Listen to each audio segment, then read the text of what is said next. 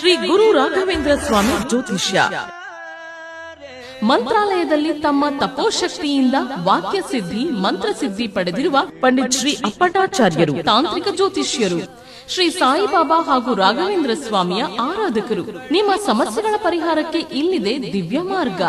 Divorce problem, ಅನಾರೋಗ್ಯ, ಪ್ರೇಮ ವಿಚಾರ, ಸಂತಾನ, ಸಾಲಬಾಧೆ, ಕೋರ್ಟ್ ಕೇಸ್, ವ್ಯಾಪಾರ, ಮಾಟ ಮಂತ್ರ ತಡೆ, ಶತ್ರುಕಾಟ, ಕೌಟುಂಬಿಕ ಕಲಹ, ಇನ್ನೂ ನಿಮ್ಮ ನಿಗೂಢ ಗುಪ್ತ ಸಮಸ್ಯೆಗಳಿಗೆ ಶ್ರೀ ರಾಘವೇಂದ್ರ ಸ್ವಾಮಿಯ ಮೂಲ ಬೃಂದಾವನ ರಹಸ್ಯ ಬಲಿಷ್ಠ ಪೂಜಾ ಶಕ್ತಿಯಿಂದ ಕೆಲವೇ ದಿನಗಳಲ್ಲಿ ಶಾಶ್ವತ ಪರಿಹಾರ ಶತಸಿದ್ಧ. ವಿಶೇಷ ಸೂಚನೆ: ಅಲ್ಲಿ ಇಲ್ಲಿ ಕೇಳಿ ಎಲ್ಲೂ ಪರಿಹಾರವಾಗದ ನಿಮ್ಮ ಸರ್ವ ಸಮಸ್ಯೆಗಳಿಗೆ ಇಲ್ಲಿದೆ ದಿವ್ಯ ಮಾರ್ಗ. ನಂಬಿಕೆಟ್ಟವರಿಲ್ಲವೋ ಈ ರಾಯರ. ನೀವು ಬಯಸುವ ನೆಮ್ಮದಿಯ ಜೀವನಕ್ಕಾಗಿ ಒಮ್ಮೆ ಸಂಪರ್ಕಿಸಿ. ಶ್ರೀ ಗುರು ರಾಘವೇಂದ್ರ ಸ್ವಾಮಿ ಜ್ಯೋತಿಷ್ಯ, ಪಂಡಿತ್ ಶ್ರೀ ಅಪ್ಪಟಾಚಾರ್ಯರು. ಫೋನಿನ ಮೂಲಕ ಪರಿಹಾರ. ಮೊಬೈಲ್ ಸಂಖ್ಯೆ 9008111181. ಓಂ ಶ್ರೀ ಗುರು ರಾಘವೇಂದ್ರ ನಮಃ. ಎಲ್ರಿಗೂ ನಮಸ್ಕಾರ. ರಾಯರ ಪೂಜೆಯಲ್ಲಿ ಆಗಾಗ್ಗೆ ನಾನು ಏನು ತಪ್ಪುಗಳು ನಿಮ್ಮಿಂದ ಆಗ್ತಿರುತ್ತೆ ಅನ್ನೋಂತಹ ಮಾಹಿತಿಯನ್ನು ಈ ಚಾನಲ್ ಮೂಲಕ ತಿಳಿಸ್ತಾನೆ ಹೋಗ್ತಾ ಇರ್ತೀನಿ. ಏನು ಕಾರಣ ಅಂದರೆ, ನಾವು ಆ ತಪ್ಪುಗಳನ್ನ ಕಡಿಮೆ ಮಾಡಿಕೊಂಡಾಗ ಆಟೋಮೆಟಿಕ್ಕಾಗಿ ನೀವು ಏನು ಪೂಜೆ ಮಾಡ್ತೀರಾ ಅದರ ಫಲಗಳು ನಿಮಗೆ ದೊರೆತು ಏನು ಸಂಕಲ್ಪಗಳು ಮಾಡ್ಕೋತಿರಲ್ಲ ಪೂಜೆ ಮಾಡುವಾಗ ಅದು ಸಿದ್ಧಿಸುತ್ತೆ. ಹಾಗಾಗೇ ಈ ಥರ ಇನ್ಫಾರ್ಮೇಷನನ್ನು ಕೊಡೋವಂತಹದ್ದು. ಎಲ್ಲ ಇನ್ಫಾರ್ಮೇಷನನ್ನು ಕೊಡ್ತಾ ಇದ್ರೂ ಕೂಡ ಇನ್ನೂ ಕೂಡ ನಮ್ಮ ಒಂದಷ್ಟು ಹೆಣ್ಮಕ್ಳು ಆ ತಪ್ಪುಗಳನ್ನ ಪೂಜೆಯಲ್ಲಿ ಮಾಡೋವಂತಹದ್ದನ್ನು ತಿದ್ಕೊಳ್ಳೋದಕ್ಕೆ ಸಿದ್ಧರಿಲ್ಲ. ನೀವು ಈ ತಪ್ಪುಗಳನ್ನ ತಿದ್ದುಕೊಳ್ದಲೇ ಹೋದರೆ ರಾಯರ ಪೂಜೆಯನ್ನು ಏನು ಮಾಡ್ತೀರಾ ಅದರ ಸಂಪೂರ್ಣ ಫಲ ಖಂಡಿತವಾಗಿ ನಿಮಗೆ ದೊರೆಯೋದಿಲ್ಲ. ಏನಾದ ಒಂದಷ್ಟು ತಪ್ಪುಗಳು ಅಂತಂದರೆ ನೋಡಿ, ಆದಷ್ಟು ನಿಮ್ಮ ಗುರುವಾರದ ಪೂಜೆ 8 ಗಂಟೆ ಒಳಗಡೆ ಮುಗ್ದೋಗ್ಬಿಡ್ಬೇಕು. ಏನೋ ಅಸಂದರ್ಭ ಆಯಿತಾ, ಅನಿವಾರ್ಯ ಆಯಿತಾ, ಅಬ್ಬಬ್ಬ ಕೊನೆ ಅಂತಂದರೆ 9 ಗಂಟೆ ಒಳಗಡೆ ಪೂಜೆ ಮುಗಿಸ್ಕೊಳ್ಳಿ.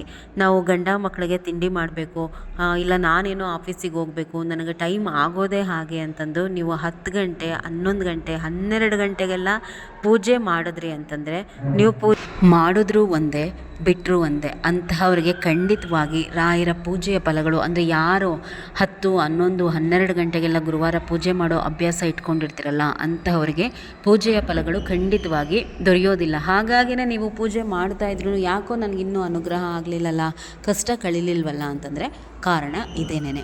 ಇನ್ನು ಮುಂದೆ ರಾಯರ ಪೂಜೆ ಯಾರೆಲ್ಲ ಮಾಡ್ತೀರಾ ಅಂತಹವರು ದಯಮಾಡಿ ರಾಯರ ಮೂರ್ತಿಯ ಪಕ್ಕ ಸಾಯಿಬಾಬಾರ ಮೂರ್ತಿಯನ್ನು ಇಟ್ಟು ಪೂಜೆ ಮಾಡ್ತೀರಾ ಹಾಗೆ ಖಂಡಿತ ಮಾಡಬೇಡಿ. ಸ್ವಲ್ಪ ಅಂದರೆ ರಾಯರ ಫೋಟೋ ಮುಂದೇನೇ ಸಾಯಿಬಾಬನ ವಿಗ್ರಹ ಇಡೋವಂತಹದ್ದು, ಇಲ್ಲ ರಾಯರ ಮೂರ್ತಿಯ ಪಕ್ಕದಲ್ಲೇ ಸಾಯಿಬಾಬರ ಮೂರ್ತಿಯನ್ನು ಇಟ್ಟು ನೀವು ಪೂಜೆ ಮಾಡುವಂತಹದ್ದನ್ನು ಕಡಿಮೆ ಮಾಡಿ. ಇದು ಎಲ್ಲೋ ಒಂದು ಕಡೆ ಸ್ವಲ್ಪ ತಪ್ಪಾಗುತ್ತೆ. ಮುಂದಿನ ವಿಡಿಯೋಸಲ್ಲಿ ಹೇಳ್ತೀನಿ ನಾನು ಯಾಕೆ ಇದನ್ನು ಹೇಳ್ತಿದ್ದೀನಿ ಅಂತಂದು. ಪೂಜೆ ಮಾಡೋದು ಬಿಡೋದು ಸಾಯಿಬಾಬಾರನ್ನ ನಿಮ್ಮ ಇಷ್ಟ, ಆದರೆ ರಾಯರ ಫೋಟೋ ಅಥವಾ ವಿಗ್ರಹದಿಂದ ಒಂದಷ್ಟು ದೂರದಲ್ಲಿ ಇಟ್ಟು ಪೂಜೆಯನ್ನು ಮಾಡ್ಕೊಳ್ಳುವಂತಹದ್ದನ್ನು ಮಾಡಿ. ಎಲ್ಲೋ ಒಂದು ಕಡೆ ಯಾರೆಲ್ಲ ನಮ್ಮ ಮನೆಯಲ್ಲಿ ರಾಯರ ಪೂಜೆಯನ್ನು ಮಾಡಿ ಕಷ್ಟ ಜಾಸ್ತಿ ಆಯಿತು ಅಂತಿರಲ್ವಾ, ಅಂತಹವ್ರು ಏನಾದರೂ ಈ ತಪ್ಪು ಮಾಡ್ತಾ ಇದ್ದೀರಾ ಅಂತ ಹೇಳಿ ನೋಡ್ಕೊಳ್ಳಿ. ಅಂದರೆ ಸಾಯಿಬಾಬರ ಮೂರ್ತಿಯನ್ನು ತೀರ ರಾಯರಿಗೆ ಹತ್ತಿರವಾಗಿ ಇಟ್ಟು ಪೂಜಿಸ್ತಿದ್ರೂ ಮನೆಯಲ್ಲಿ ಎಲ್ಲೋ ಒಂದು ಕಡೆ ಕಷ್ಟಗಳು ಜಾಸ್ತಿ ಆಗುತ್ತೆ. ಈ ಎರಡೂ ದೇವರುಗಳಿಗೂ ಸ್ವಲ್ಪ ವೈರುಧ್ಯ ಇದೆ. ಅಂದರೆ ತೀರ ಹತ್ತಿರದಲ್ಲಿ ಇಟ್ಟು ಪೂಜೆ ಮಾಡಬಾರ್ದು. ಮುಂದಿನ ವಿಡಿಯೋಸಲ್ಲಿ ಹೇಳ್ತೀನಿ ಏನು ಯಾಕೆ ಅಂತಂದು. ಈಗ ಸ್ವಲ್ಪ ಇದನ್ನು ಫಾಲೋ ಮಾಡಲಿಕ್ಕೆ ಟ್ರೈ ಮಾಡಿ. ಇನ್ನು ಮೂರನೇದೇನು ಅಂತಂದರೆ ನೋಡಿ, ರಾಯರ ಪೂಜೆಯನ್ನು ಮಾಡುವಂತಹ ಹೆಣ್ಮಕ್ಳು ಗುರುವಾರದ ದಿವಸ ಆದಷ್ಟು ಸೀರೆಯಲ್ಲೇ ಇರುವಂತಹ ಪ್ರಯತ್ನ ಮಾಡಿ. ನಾನು ಹೇಳಿದ್ದೀನಿ, ಮದುವೆ ಆಗಿರುವಂತಹವರು ಗೃಹಿಣಿಯರು ಸೀರೆಯನ್ನು ಉಟ್ಕೊಂಡೇ ನೀವು ಪೂಜೆಯನ್ನು ಮಾಡಬೇಕು ಅಂತಂದು. ಕೆಲವ್ರು ಏನು ಮಾಡ್ತೀರಾ ಅಂತಂದರೆ ಸೀರೆ ಉಟ್ಕೊಂಡು ಪೂಜೆ ಮಾಡೋದು, ಪೂಜೆ ಮುಗಿತಿದ್ದ ಹಾಗೇನೆ ಸೀರೆಯನ್ನು ತೆಗೆದುಬಿಟ್ಟು ನೈಟಿ ಹಾಕ್ಕೊಡುವಂಥದ್ದು, ಆ ನೈಟಿನಲ್ಲೇ ಸಂಜೆವರೆಗೂ ಇದ್ದು ಮತ್ತು ಸಂಜೆ ರಾಯರ ಪೂಜೆಯನ್ನು ಆ ನೈಟಿಲೇ ಮಾಡುವಂತಹದ್ದನ್ನು ಮಾಡ್ತೀರಾ. ಹೀಗೆ ಮಾಡಬೇಡಿ. ನೀವು ಗುರುವಾರದ ದಿವಸ ರಾಯರ ಮುಂದೆ 2 ದೀಪ ಹಚ್ಚಿದ ತಕ್ಷಣದಿಂದ ರಾಯರ ಒಂದು ವಿಶೇಷ ಅನುಗ್ರಹ ನಿಮ್ಮ ಮೇಲೆ ಆಗ್ತಿರುತ್ತೆ. ಎಂದಿಗಿಂತ ಹೆಚ್ಚಾಗಿ ವಿಶೇಷ ಅನುಗ್ರಹದಿಂದ ರಾಯರು ನಿಮ್ಮ ಕಷ್ಟವನ್ನು ಗುರುವಾರದ ದಿವಸ ಕಳೀತಾ ಇರ್ತಾರೆ. ಅಂದರೆ ರಾಯರ ದೃಷ್ಟಿ ಅವತ್ತಿನ ದಿವಸ ನಿಮ್ಮ ಮೇಲೆ ವಿಶೇಷವಾಗಿರುತ್ತೆ. ಹೀಗಾಗಿ ಆ ದಾರಿದ್ರ್ಯದ ಬಟ್ಟೆ ಅಂದರೆ ನೈಟಿಯನ್ನು ದಿನವಿಡೀ ಹಾಕ್ಕೊಂಡು ಅಷ್ಟು ಚೆನ್ನಾಗಿ ರಾಯರ ಪೂಜೆ ಮಾಡಿರ್ತೀರ, ರಾಯರ ಮುಂದೆ ಓಡಾಡುವಂತಹದ್ದು, ದೇವ್ರ ಮನೆಯಲ್ಲಿ ಸಂಜೆ ಪೂಜೆ ಮಾಡುವಂಥದ್ದನ್ನು ಮಾಡಬೇಡಿ. ಆವತ್ತಿನ ದಿವಸ ಅಟ್ಲೀಸ್ಟ್ ಸಂಜೆ ಪೂಜೆ ಮಾಡೋವರೆಗೂ ಆದ್ರೂ ಸೀರೆಯಲ್ಲೇ ಇರಿ, ಏನು ತೊಂದರೆ ಆಗೋದಿಲ್ಲ. ಸ್ವಲ್ಪ ಕಷ್ಟ ಅನಿಸುತ್ತೆ ಸ್ಟಾರ್ಟಿಂಗಲ್ಲಿ, ಆಮೇಲೆ ಎಲ್ಲವೂ ಕೂಡ ಅಭ್ಯಾಸ ಆಗುತ್ತೆ. ಇದು ನೋಡಿ, ರಾಯರು ಅಂತಲೇ ಅಲ್ಲ, ನಾವು ನೈಟಿಗಳನ್ನ ಹಾಕ್ಕೊಂಡು ಪ್ರತಿನಿತ್ಯ ದೇವರ ಪೂಜೆ ಮಾಡುವಂತಹದ್ದು ಅಥವಾ ನಮ್ಮ ಮನೆ ದೇವರುಗಳ ಪೂಜೆಯನ್ನು ಮಾಡಿದ್ರೂ ಕೂಡ ಯಾವ ಪೂಜೆಯ ಪುನಸ್ಕಾರದ ಪುಣ್ಯ ಫಲವು ನಿಮಗೆ ಆ ಬಟ್ಟೆಯಲ್ಲಿ ಪೂಜೆ ಮಾಡಿದ್ರೆ ಖಂಡಿತ ಸಿಗೋದಿಲ್ಲ. ನೈಟಿ ಹಾಕ್ಕೊಂಡು ದೇವರ ಮನೆಯಲ್ಲಿ ದೇವರ ಪೂಜೆಯನ್ನು ಮಾಡುವಂತಹದ್ದನ್ನು ಬಿಟ್ಬಿಡಿ, ಅದು ನಿಮಗೆ ಶ್ರೇಯಸ್ಸಲ್ಲ ಮತ್ತು ಮನೆ ಕೂಡ ಏಳ್ಗೆ ಆಗೋದಿಲ್ಲ. ಇನ್ನು 4ನೇದು, ರಾಯರ ಪೂಜೆಯನ್ನು ಯಾರೆಲ್ಲ ಮಾಡ್ತಾ ಇದ್ದೀರಾ ಸ್ವಲ್ಪ ತಾಳ್ಮೆಯಿಂದ ಇರಿ. ಖಂಡಿತ ನಿಮ್ಮ ಕಷ್ಟಗಳು ನೀವು ಪೂಜೆ ಪುನಸ್ಕಾರ ಮಾಡ್ತಾ ಹೋಗ್ತಾ ಇದ್ದ ಹಾಗೆ ದಿನೇ ಕಡಿಮೆ ಆಗ್ತಾ ಹೋಗುತ್ತೆ. ಅನುಕ್ಷಣ ರಾಯರಲ್ಲಿ ಮೊರೆ ಇಡ್ತೀರಾ ಸರಿ, ಕೇಳ್ಕೊಳ್ಳಿ ರಾಯರನ್ನ, ಆದರೆ ಯಾವಾಗಲೂ ಅಳೋವಂತಹದ್ದು ಗೋಳಾಡೋವಂತಹದ್ದು ಮಾಡಬೇಡಿ. ಎಲ್ಲವೂ ಕೂಡ ಒಳ್ಳೆಯದಾಗುತ್ತೆ ಅನ್ನೋಂತಹ ನಂಬಿಕೆ ಇಟ್ಕೊಂಡು ರಾಯರ ಸೇವೆಯಲ್ಲಿ ಮುಂದುವರಿರಿ. ಇನ್ನು ನೆಕ್ಸ್ಟು, ಆದಷ್ಟು ಗುರುವಾರ, ಏಕಾದಶಿ ಅಥವಾ ವಿಶೇಷ ದಿವಸಗಳಲ್ಲಿ ಬೇಗ ಏಳುವಂತಹದ್ದನ್ನು ಅಭ್ಯಾಸ ಮಾಡಿಕೊಳ್ಳಿ. ಯಾಕೆ ಅಂದರೆ ನೀವು ಕೇವಲ ನಾನು ನೋಡಿ ರಾಯರ ಪೂಜೆ ಮಾಡ್ತೀನಿ, ಉಪವಾಸ ಮಾಡ್ತೀನಿ, ಇವತ್ತು ಏಕಾದಶಿ, ಇವತ್ತು ಗುರುವಾರ, ಇವತ್ತು ಶುಕ್ರವಾರ ಅಂದ್ಕೊಂಡು ದೇವರ ಮನೆಯಲ್ಲೇ ಕೂತು ಹೊರಗಡೆ ಹೋಗುವಂತಹ ಗಂಡ ಮಕ್ಕಳಿಗೆ ತಿಂಡಿ ಇರಬಹುದು ಅಥವಾ ಅವ್ರಿಗೇನು ಅನುಕೂಲ ಬೇಕಿರುತ್ತೆ ಅದನ್ನು ಮಾಡಿಕೊಡದೆ ಹೋದ್ರೂ ಕೂಡ ನಿಮ್ಮ ಪೂಜೆ ಪುನಸ್ಕಾರದ ಫಲ ಖಂಡಿತ ದೊರೆಯೋದಿಲ್ಲ. ಎಲ್ಲದಕ್ಕೂ ಏನು ಮೇಯ್ನ್ ಅಂತಂದರೆ ನಾವು ಬೇಗ ಎದ್ದೇಳೋದನ್ನು ಅಭ್ಯಾಸ ಮಾಡ್ಕೋಬೇಕು. ನೀವು ಬೇಗ ಎದ್ದು ಪೂಜೆ ಪುನಸ್ಕಾರವನ್ನು ಸಕಾಲಕ್ಕೆ ಮುಗಿಸ್ಕೊಂಡು ನೀವು ನಿಮ್ಮ ಕುಟುಂಬದವರು ಏನಿದ್ದಾರೆ ಅವರ ಬೇಕು ಬೇಡುಗಳೆಲ್ಲವನ್ನು ನೋಡ್ಕೋಬೇಕು. ಎಲ್ಲವನ್ನು ಮ್ಯಾನೇಜ್ ಮಾಡುವಂತಹದ್ದನ್ನು ಹೆಣ್ಮಕ್ಳು ಕಲಿಬೇಕು. ಆ ಶಕ್ತಿಯನ್ನು ಭಗವಂತ ಹೆಣ್ಮಕ್ಳಿಗೆ ಕರುಣಿಸಿರ್ತಾನೆ. ನೀವು 10 ಕಡೆನೂ ಗಮನ ಇಟ್ಕೊಂಡು 10 ಕೆಲಸ ಮಾಡೋ ಅಷ್ಟು ನಿಮಗೆ ಒಂದು ಏನು ಏಕಾಗ್ರತೆ ಅನ್ನುವಂತಹದ್ದು ಇರುತ್ತೆ, ಆ ಶಕ್ತಿ ಅನ್ನುವಂತಹದ್ದು ಇರುತ್ತೆ. ಅದನ್ನು ಹೊರಗಡೆ ತರುವಂತಹ ಪ್ರಯತ್ನ ಮಾಡಿ. ನಿಮ್ಮಲ್ಲಿ ಖಂಡಿತ ಆ ಶಕ್ತಿ ಇರುತ್ತೆ ಎಲ್ಲವನ್ನು ಸಮಯಕ್ಕೆ ಮಾಡುವಂತಹದ್ದನ್ನು. ನಾವು ಯಾವುದನ್ನೇ ಒಂದು ಮಾಡ್ತಿದ್ದೀವಿ ಅಂತ ಹೇಳಿ ಇನ್ನೊಂದನ್ನು ಕಡೆಗಣಿಸಬಾರ್ದು. ವಿಶೇಷವಾಗಿ ಹೆಣ್ಮಕ್ಳು ಗಂಡನ್ನೇ ಆಗಲಿ ಮಕ್ಕಳನ್ನೇ ಆಗಲಿ ನೆಗ್ಲೆಕ್ಟ್ ಮಾಡಿ ಪೂಜೆ ಅಂತ ಹೇಳಿ ಕೂತ್ರೆ ಖಂಡಿತ ಅದೂ ಕೂಡ ನಿಮ್ಮ ಮನೆಗೆ ಶ್ರೇಯಸ್ಸಲ್ಲ.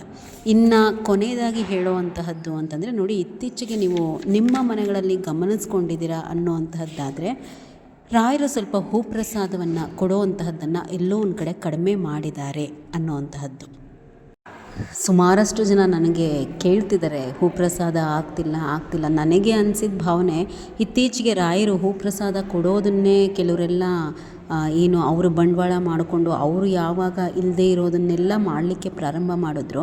ರಾಯರು ಹೂಪ್ರಸಾದ ಕೊಡುವಂತಹದ್ದನ್ನೇ ಭಕ್ತರಿಗೆ ಎಲ್ಲೋ ಒಂದು ಕಡೆ, ಅಂದರೆ ಎಲ್ಲಿ 10 ಆಗೋ ಕಡೆ 1 ಆಗ್ತಿದೆ ಅನ್ನುವಂತಹದ್ದು. ಅಂದರೆ ಹೂಪ್ರಸಾದ ಕೊಡೋದನ್ನು ಕಡಿಮೆ ಮಾಡಿದ್ದಾರೆ.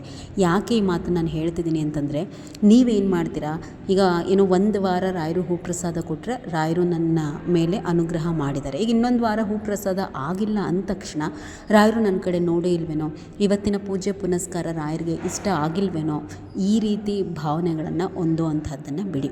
ರಾಯರು ನಿಮಗೆ ಒಲ್ದಿದ್ದಾರೆ ಅಥವಾ ನಿಮಗೆ ನಿಮ್ಮ ಪೂಜೆ ಅನ್ನುವಂತಹದ್ದೇನಿದೆ ರಾಯರಿಗೆ ಇಷ್ಟ ಆಗಿದೆ ಅಂತಂದರೆ ಹೂಪ್ರಸಾದ ಅನ್ನುವಂತಹದ್ದು ಒಂದು ವಿಧ ಅಷ್ಟೇ. ರಾಯರು ನಿಮಗೆ ನಾನಾ ತರಹದ ಸೂಚನೆಗಳ ಮೂಲಕ ನಿಮ್ಮ ಮೇಲೆ ಅವರು ಆಶೀರ್ವಾದ ಆಗಿದೆ ಅನ್ನುವಂಥದ್ದನ್ನು ನಾನಾ ತರಹದ ಸೂಚನೆಗಳನ್ನು ಕೊಡ್ತಾರೆ. ಹೂಪ್ರಸಾದ ಅನ್ನುವಂತಹದ್ದು ಅದರ ಒಂದು ವಿಧ. ಯಾವಾಗ ಜನರು ರಾಯರ ಒಂದು ಆಶೀರ್ವಾದವನ್ನೇ ದುರ್ಬಳಕೆ ಮಾಡ್ಕೊಳ್ಳೋದಕ್ಕೆ ಪ್ರಾರಂಭ ಮಾಡಿದ್ರು, ಇನ್ನು ಹೋಗ್ತಾ ಖಂಡಿತವಾಗಿ ಈ ಹೂಪ್ರಸಾದ ರಾಯರಿಂದ ಕಡಿಮೆ ಆಗುತ್ತೆ ಅನ್ನುವಂತಹದ್ದು ನನ್ನ ಭಾವನೆ. ನೀವು ಈ ಹೂಪ್ರಸಾದ ಆಗಿಲ್ಲ ಅಂತಂದ ತಕ್ಷಣ ರಾಯರು ನಮ್ಮ ಕಡೆ ನೋಡ್ತಿಲ್ವೇನೋ ಅನ್ನೋಂತಹ ಮನೋಭಾವನೆಯನ್ನು ಬಿಟ್ಟು ರಾಯರ ಸೇವೆಯನ್ನು ನಿರಂತರವಾಗಿ ಮಾಡ್ತಾ ಹೋಗಿ. ಹೂಪ್ರಸಾದ ಆದರೆ ಭಕ್ತಿಯಿಂದ ಅದನ್ನು ಎತ್ಕೊಂಡು ನಿಮ್ಮ ಮುಡಿಗಿಟ್ಕೊಳ್ಳಿ. ಆಗಲಿಲ್ವಾ, ನೋಡಪ್ಪ ನನ್ನ ಸೇವೆಯನ್ನು ನಿನಗೆ ಸಮರ್ಪಣೆ ಮಾಡಿದ್ದೀನಿ, ಒಪ್ಪಿಸ್ಕೊಳ್ಳಿ ಅಂತ ಹೇಳಿ ರಾಯರ ಪಾದಕ್ಕೆ ಬಿಟ್ಟುಬಿಡಿ. ಅಳೋವಂತಹದ್ದು ಗೋಗರಿಯುವಂತಹದ್ದು ಮಾಡಲಿಕ್ಕೆ ಹೋಗಬೇಡಿ ರಾಯರ ಹತ್ರ. ಈ ಒಂದಷ್ಟೆಲ್ಲ ತಪ್ಪುಗಳನ್ನು ತಿದ್ಕೊಳ್ಳಿ. ಖಂಡಿತ ಹೋಗ್ತಾ ಇನ್ನೂ ಹೆಚ್ಚಿನ ರಾಯರ ಒಂದು ಪ್ರೀತಿಯನ್ನು ಪಡ್ಕೊತಾ ಹೋಗ್ತೀರ. ರಾಯರ ಪ್ರೀತಿ ಅನ್ನುವಂತಹದ್ದು ಸಾಗರದಷ್ಟು, ನೀವು ಪಡ್ಕೊಂಡಷ್ಟು ಇದೆ, ಅನುಭವಿಸಿದಷ್ಟು ಇದೆ. ಅದು ಹೋಗ್ತಾ ಗೊತ್ತಾಗ್ತಾ ಹೋಗುತ್ತೆ. ಒಂದೊಂದು ಹಂತ ನಾವು ಮೇಲೆ ಹೋಗ್ತಾ ಹೋಗ್ತೀವಿ ಸೇವೆ ಮಾಡ್ತಾ. ಇದನ್ನು ಮನಸ್ಸಿನಲ್ಲಿಟ್ಕೊಳ್ಳಿ. ಎಲ್ರಿಗೂ ಕೂಡ ರಾಯರು ಒಳ್ಳೇದು ಮಾಡಲಿ. ಧನುರ್ಮಾಸದ ಬಗ್ಗೆ ಕೇಳ್ತಾ ಇದ್ದೀರಾ, ನಾಳಿನ ವಿಡಿಯೋನಲ್ಲಿ ಧನುರ್ಮಾಸದ ಪೂಜೆಯ ಬಗ್ಗೆ ಹಾಕ್ತೀನಿ.